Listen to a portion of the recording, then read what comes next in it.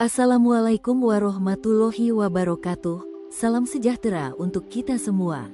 Jumpa lagi dengan saya, Tantri Meina Kalisti dari Kabupaten Timur Tengah Utara.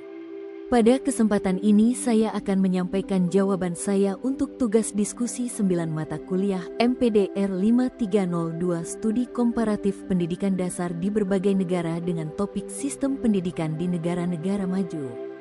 Bahan diskusi 1. Menurut Anda, apakah masalah pendidikan di negara maju dalam artikel ilmiah, materi pengayaan sesi 9.1 tersebut juga Anda rasakan di lingkungan sekolah Anda? Jika ya, apakah persamaan dan perbedaannya? Jika tidak Anda rasakan, jelaskan alasannya. Saat Anda menjelaskan pertanyaan diskusi ini, sebutkan nama sekolah dan daerah Anda mengajar atau bekerja.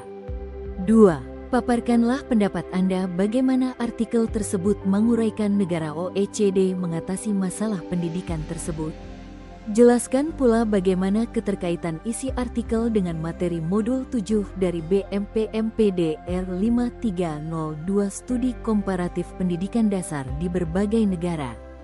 3. Silahkan Anda uraikan bagaimana sistem pendidikan di Jepang, materi pengayaan sesi 9.2, terutama yang berkaitan dengan kurikulum yang mereka implementasikan dan hasil pencapaian yang tinggi dalam skor PISA.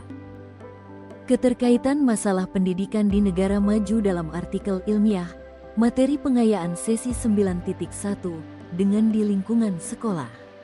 Berdasarkan artikel Recent Trends in Measures to Correct Educational Inequalities in OECD Countries, Choi dan Yang, 2021, masalah utama pendidikan di negara maju adalah ketimpangan pendidikan, educational inequality, yang terjadi akibat perbedaan status sosial ekonomi, latar belakang keluarga, dan akses terhadap sumber daya pendidikan. OECD mengidentifikasi 5 isu besar. 1. Ketimpangan di sekolah dasar. 2. Reformasi dukungan bagi mahasiswa. 3. Pengakuan terhadap keberagaman migran. 4. Perlunya legislasi tentang kesetaraan pendidikan. Dan 5. Perlindungan perempuan di pasar kerja. Jika dikaitkan dengan konteks tempat saya mengajar di SMP Negeri 1 Atap Nunhala, Kabupaten Timur Tengah Utara, NTT, sebagian masalah tersebut juga dirasakan, meskipun dalam konteks yang berbeda. Persamaannya, baik di negara maju maupun di Indonesia, ketimpangan pendidikan masih berkaitan dengan faktor sosial ekonomi dan keterbatasan akses. Di TTU, siswa dari keluarga berpenghasilan rendah kerap kesulitan mengakses fasilitas belajar digital dan sumber bacaan yang memadai, mirip dengan permasalahan akses pendidikan bagi kelompok kurang mampu di negara OECD. Selain itu, isu kesetaraan gender dan kesempatan pendidikan bagi perempuan di daerah terpencil juga masih menjadi perhatian. Namun, perbedaannya terletak pada skala dan fokus kebijakan. Negara maju menekankan kesetaraan melalui reformasi kebijakan, dukungan universitas, dan pengakuan terhadap keragaman migran, sedangkan di daerah saya tantangan utama lebih pada keterbatasan infrastruktur, sumber daya manusia, dan fasilitas pendidikan dasar. Dengan demikian, meskipun konteksnya berbeda, semangat untuk menciptakan keadilan pendidikan tetap menjadi tantangan bersama baik bagi negara maju maupun daerah 3T seperti Timur Tengah Utara. 2. Cara negara OECD mengatasi masalah pendidikan menurut artikel Recent Trends in Measures to Correct Educational Inequalities in OECD Countries menjelaskan bahwa negara-negara OECD menghadapi persoalan kesenjangan pendidikan yang dipicu oleh latar belakang sosial ekonomi, mobilitas sosial yang melemah, ketidakseimbangan akses pendidikan, hingga pengaruh migrasi dan ketenagakerjaan. Untuk mengatasinya, mereka menerapkan 5 kelompok kebijakan utama, hasil analisis dari metode text mining pada ratusan publikasi ilmiah. Berikut penjelasan sistematis dari kelima langkah tersebut. 1. Mengurangi ketimpangan di sekolah dasar dan menengah. Artikel menunjukkan bahwa ketimpangan paling awal muncul dalam pengalaman sekolah anak, misalnya kualitas guru, fasilitas, lingkungan belajar, dan dukungan keluarga. Negara OECD menanganinya dengan intervensi berbasis sekolah untuk murid dari keluarga miskin, peningkatan layanan dukungan di sekolah, konseling, learning support, program kompensasi bagi sekolah di daerah tertinggal. Ini menekankan bahwa kesenjangan harus dicegah sejak jenjang paling awal karena efek kumulatifnya sangat besar terhadap prestasi jangka panjang. 2. Reformasi program dukungan bagi mahasiswa perguruan tinggi. Kebijakan negara OECD pada level universitas difokuskan untuk menjamin bahwa siswa dari latar belakang ekonomi lemah tetap dapat melanjutkan pendidikan tinggi.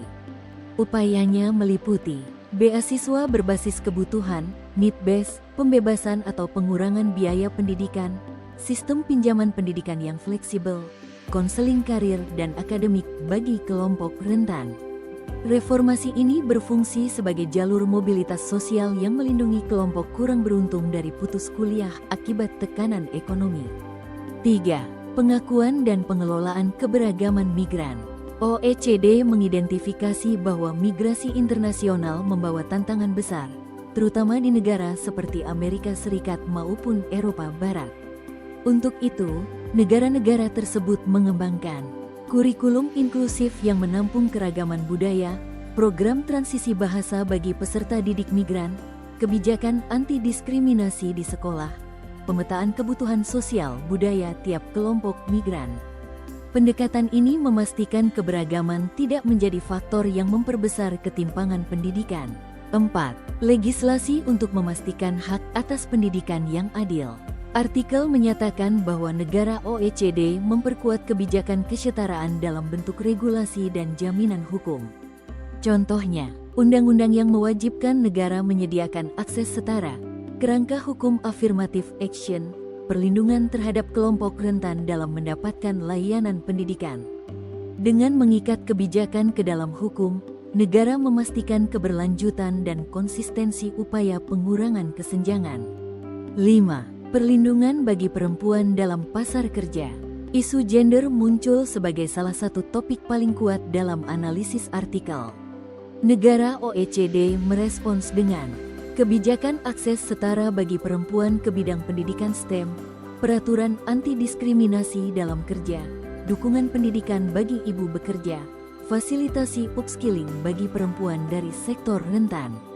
Tujuannya adalah mengurangi kesenjangan hasil pendidikan sekaligus memperbaiki mobilitas ekonomi perempuan. Keterkaitan artikel dengan materi modul 7 Gender dalam Pendidikan Dasar dari BMPM PDR 5302 Studi Komparatif Pendidikan Dasar di berbagai negara. Dalam artikel tersebut terlihat jelas bahwa isu gender menjadi salah satu dimensi penting dalam upaya negara-negara OECD mengatasi ketimpangan pendidikan, dan hal ini memiliki keterkaitan langsung dengan materi yang dibahas dalam modul 7 tentang gender dalam pendidikan dasar. Artikel menekankan bahwa perempuan sering berada pada posisi yang lebih rentan dalam memperoleh kesempatan pendidikan maupun akses ke pekerjaan yang layak. Kata-kata seperti woman, gender, dan equality yang muncul sangat dominan dalam analisis menunjukkan bahwa ketidaksetaraan gender bukan sekadar isu sosial, tetapi juga merupakan faktor penentu dalam keberhasilan sistem pendidikan.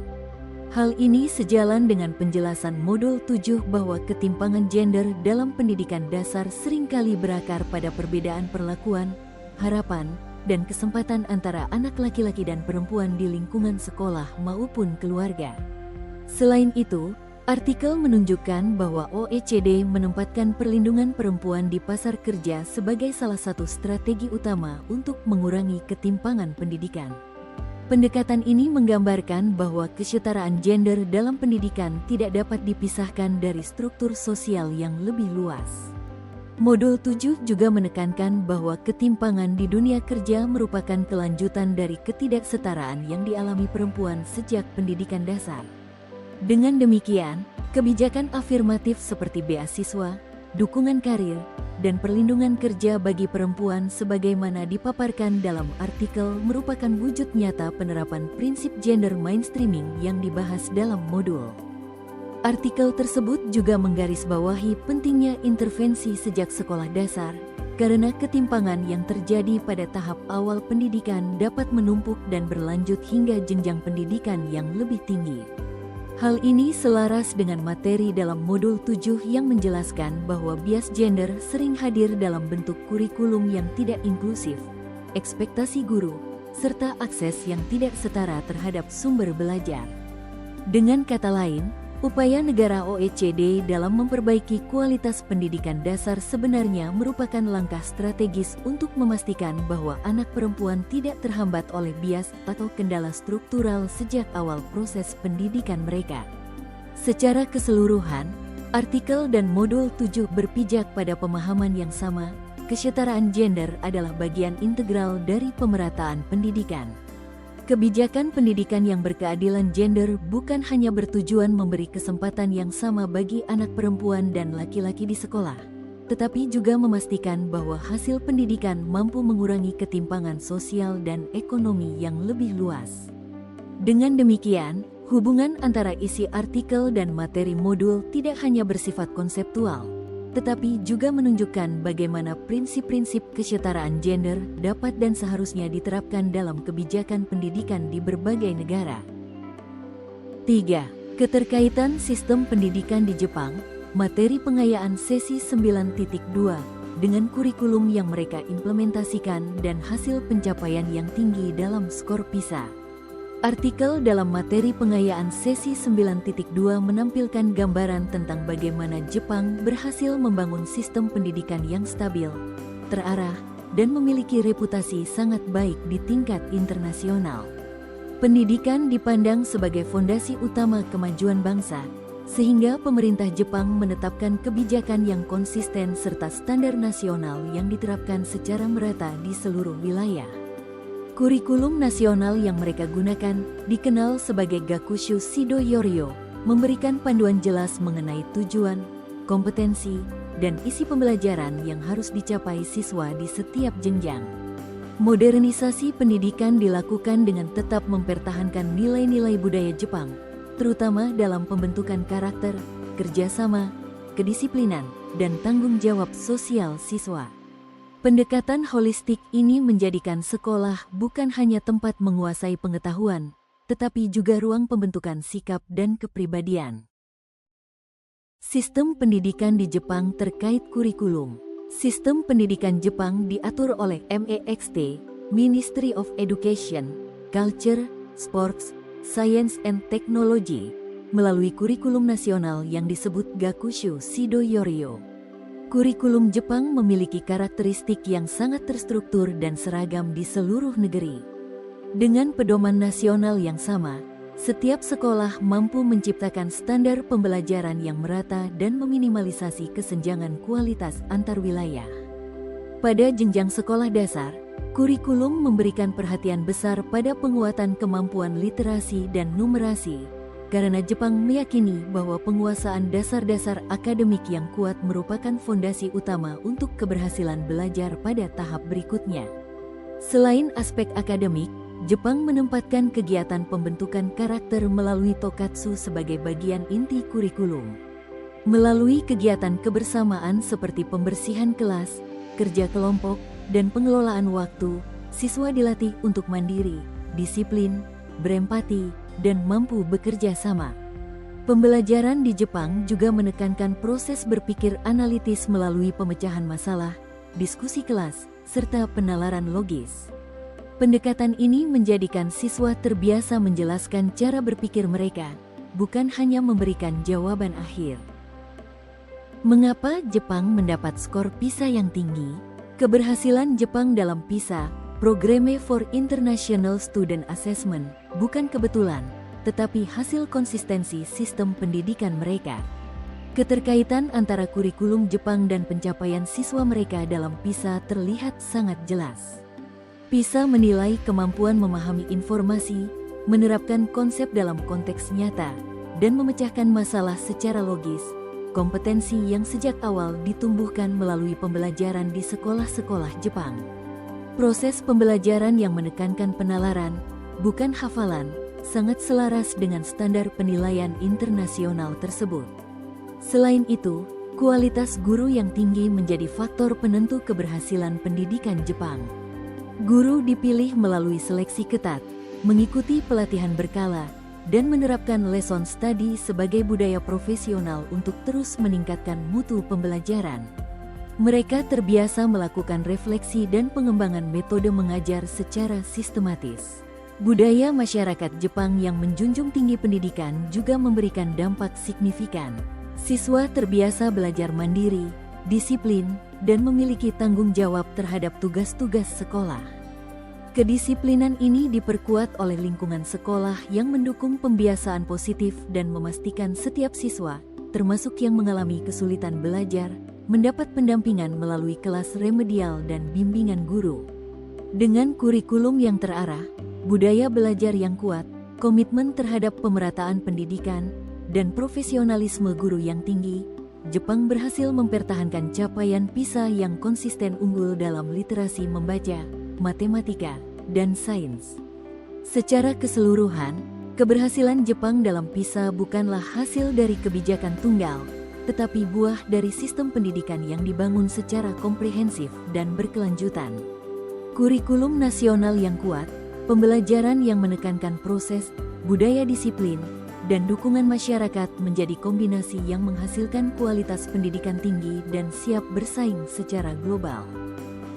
Kesimpulan, secara umum, baik negara-negara OECD maupun konteks sekolah di daerah 3T seperti di Kabupaten Timur Tengah Utara menghadapi tantangan yang sama terkait ketimpangan pendidikan, meskipun dalam skala dan bentuk yang berbeda. OECD menanganinya melalui kebijakan komprehensif, mulai dari intervensi di sekolah dasar, reformasi pendidikan tinggi, pengelolaan keberagaman migran, legislasi kesetaraan, hingga perlindungan perempuan.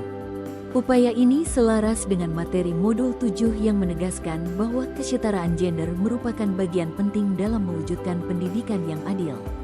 Sementara itu, sistem pendidikan Jepang memperlihatkan bagaimana kurikulum nasional yang terarah, penekanan pada literasi dan numerasi, pembentukan karakter melalui tokatsu, serta profesionalisme guru mampu menghasilkan capaian PISA yang sangat tinggi.